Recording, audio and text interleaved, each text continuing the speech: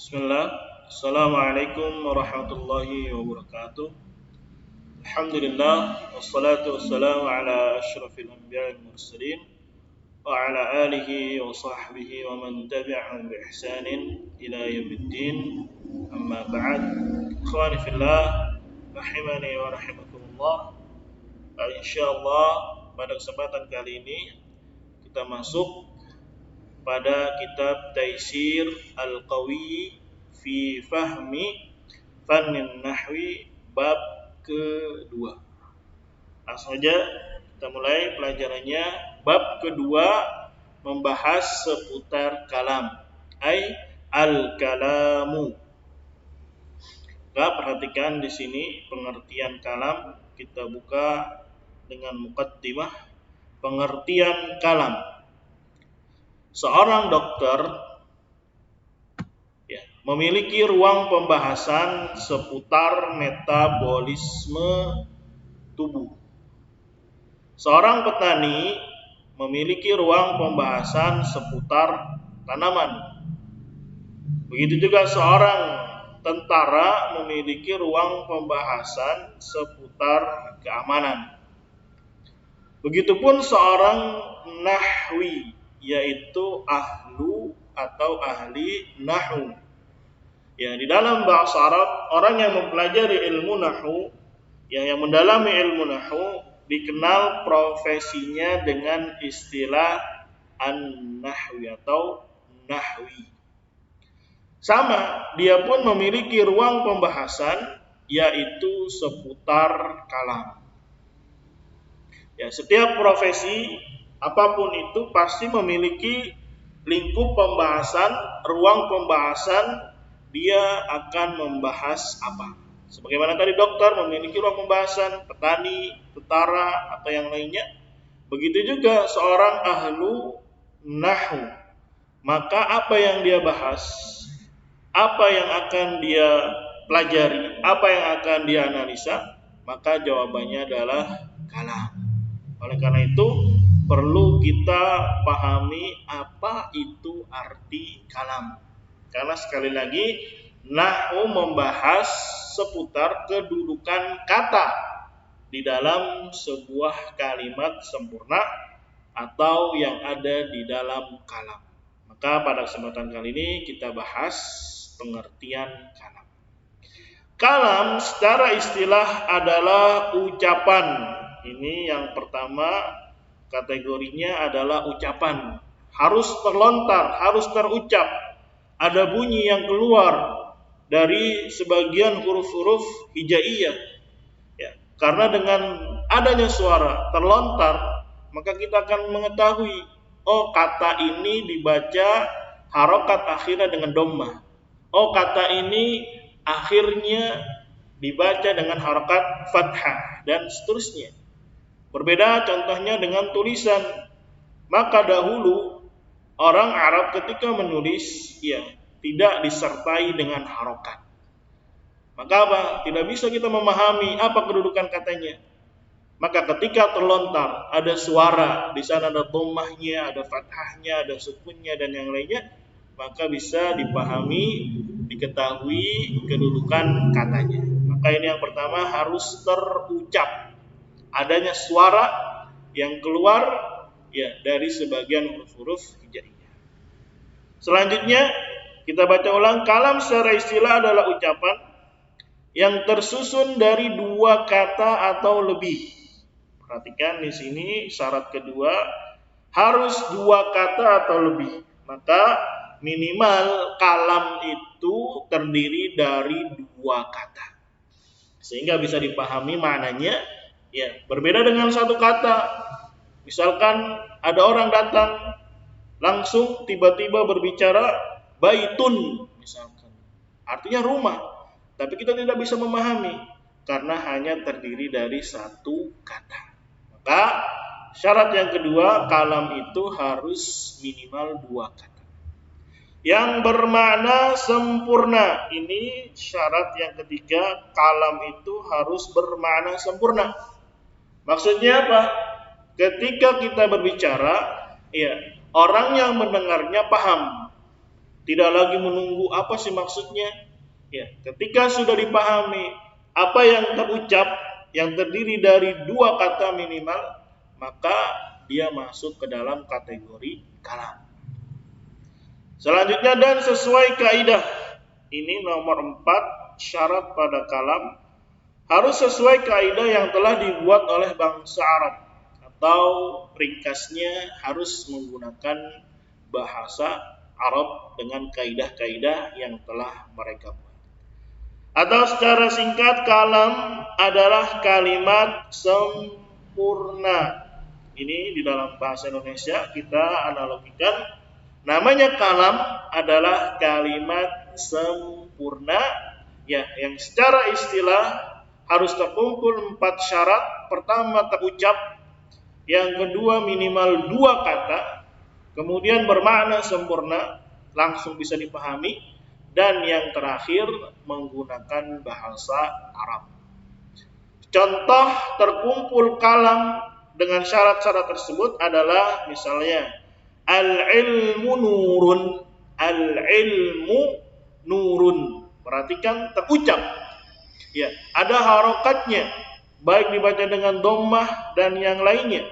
Kemudian minimal terdiri dari 2 kata. Artinya ilmu itu adalah cahaya. Maka ini disebut dengan kalam, atau secara ringkas kita sebut dengan kalimat sempurna. Contoh lagi, Muhammadun Rasulullah. Terucap Muhammadun, ada harakatnya. Rasulu Allahi. Ya, dia lebih dari 2 kata atau lebih dari 1. Dan bermakna sempurna. Apa maknanya? Muhammad adalah Rasulullah.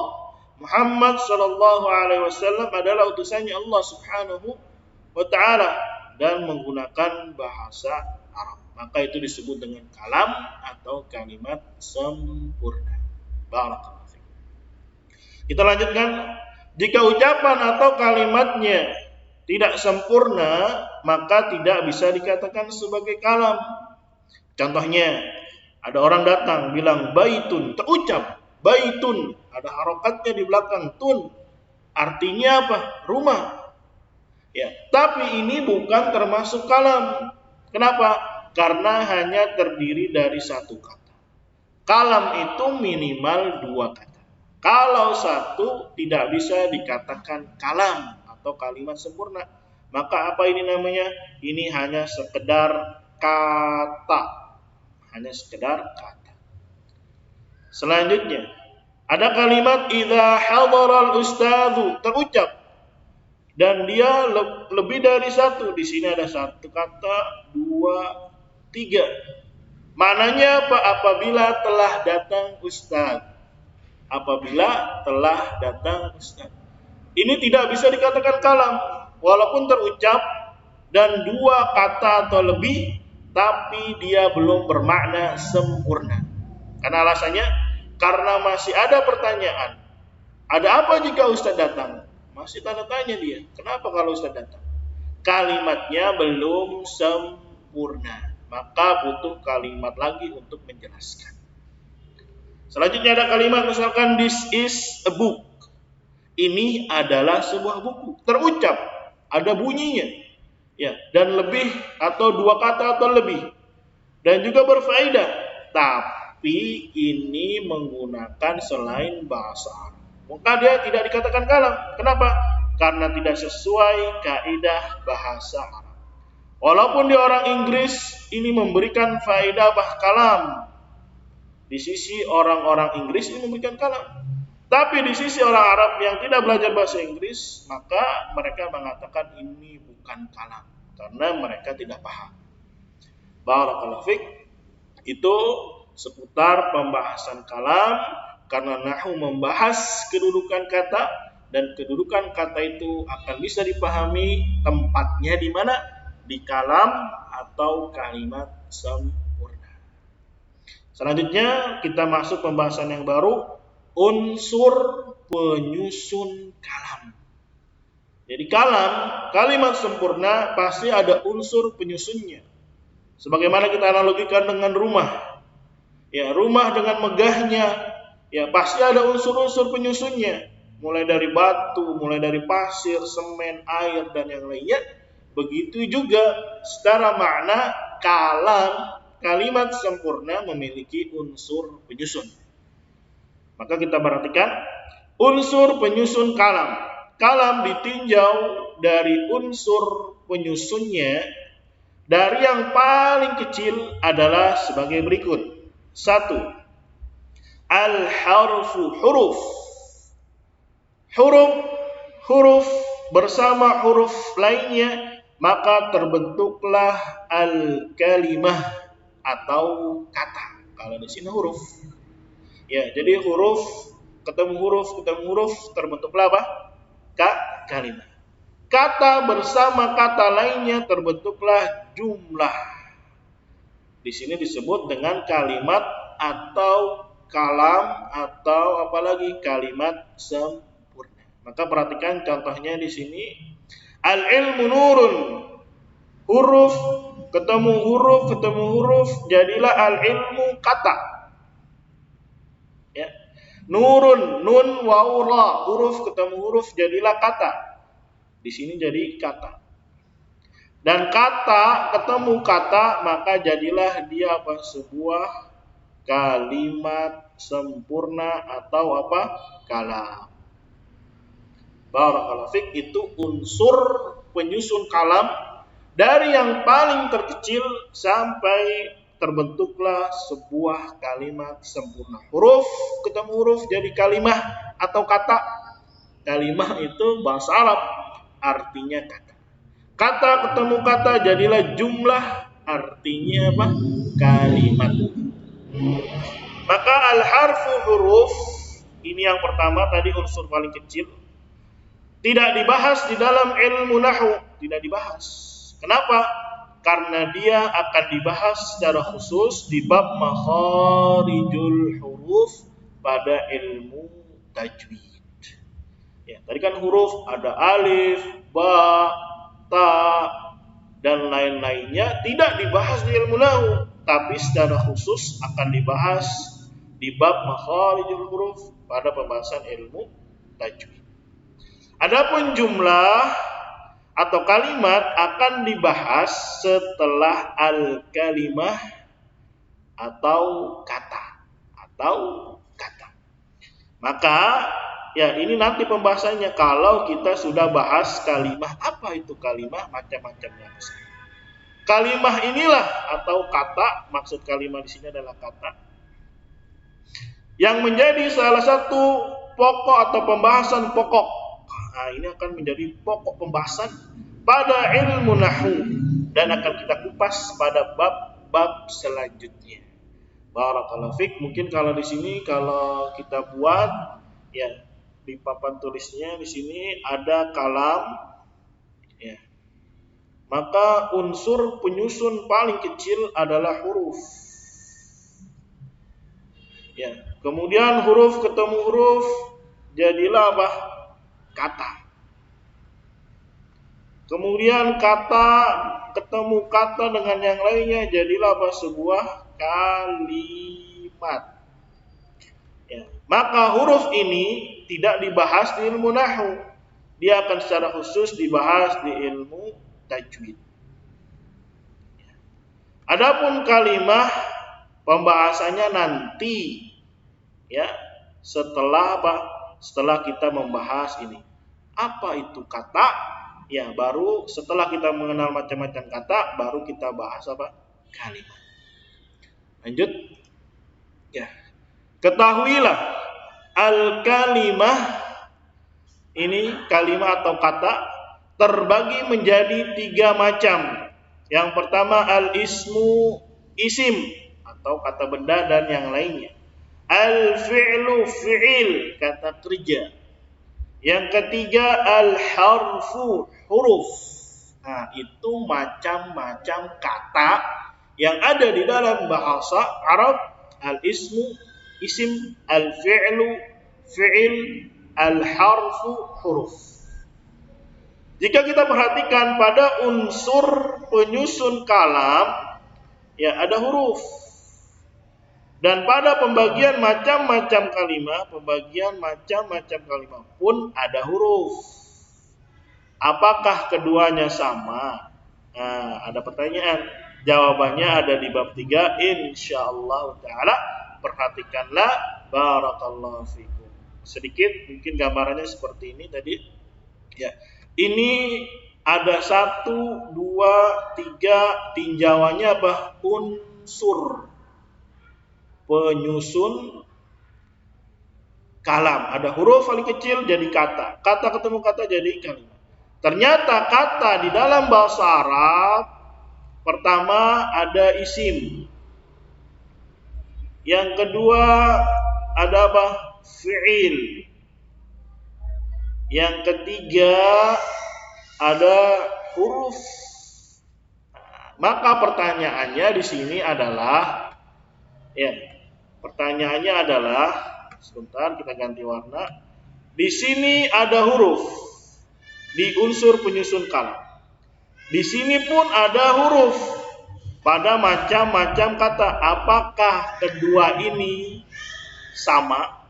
Nah, itu pertanyaannya.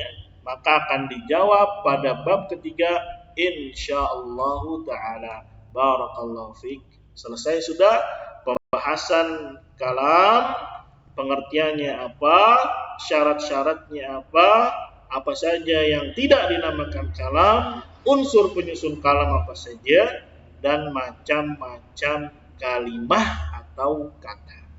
Barakallahu fiik. Di sini ada latihan 1, sama seperti biasa, isilah titik-titik di bawah ini dengan jawaban yang benar 1 sampai 10. Kemudian latihan 2, perhatikanlah contoh kalimat di bawah ini. Kemudian tentukan apakah termasuk kalam. Kasih checklist. Kalau dia kalam, ya beri tanda checklist. Kalau bukan, beri tanda silang beserta alasan. Misalkan ada kalimat la ilaha illallah.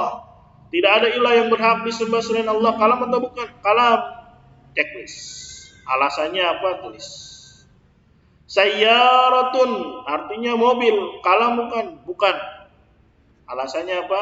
Dikemukakan di sini. Barakallahu fiik. Itu latihan kedua. Kemudian ada tugas buat peta pemahamannya. Nahu ruang lingkup pembahasannya apa di sini? Ya, unsur penyusun kalam apa? Pertama yang paling kecil, kemudian kalimat, terus terbentuklah apa di sini? Ya. Dan di sini macam-macam kata apa saja? 1, 2, dan 3 macam-macam kata. Barakallahu fiik. Kemudian ada galeri istilah, kalam apa, nahu itu apa, atau nahwi, kalimah itu apa, jumlah itu apa. Barakallahu fiik. Kemudian kita tutup dengan kata mutiara. Qala Umar bin Khattab radhiyallahu anhu, ta'allamul arabiyyata fa innaha min dinikum. Umar bin Khattab radhiyallahu anhu berkata, belajarlah bahasa Arab. Kita salaf kita khalifah Umar bin Khattab radhiyallahu anhu berkata, belajarlah bahasa Arab. Apa alasannya? Karena bahasa Arab adalah bagian dari agama kita, agama Islam. Barakallahu fiik. Subhanakallahumma bihamdika asyhadu an la ilaha illa anta astaghfiruka wa atubu ilaik. Assalamualaikum warahmatullahi wabarakatuh.